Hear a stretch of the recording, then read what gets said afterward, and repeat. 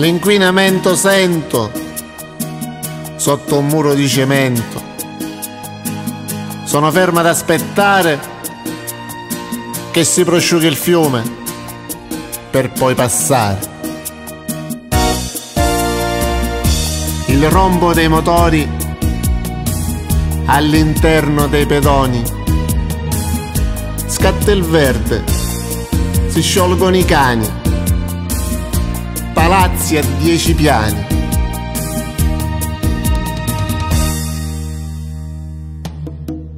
La 24 ore, il barbone e le lamiere, l'arredamento del cemento,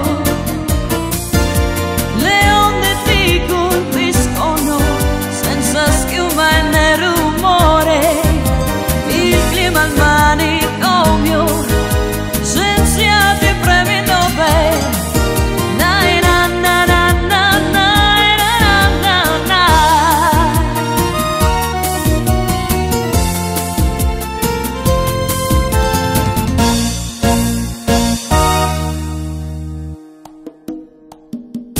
Un vecchio impaurito con fatica mi racconta, mi sforzo a immaginare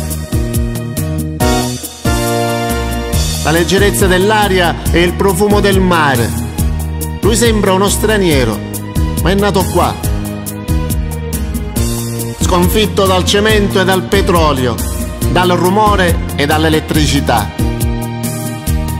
che bomba la sua città. La 24 ore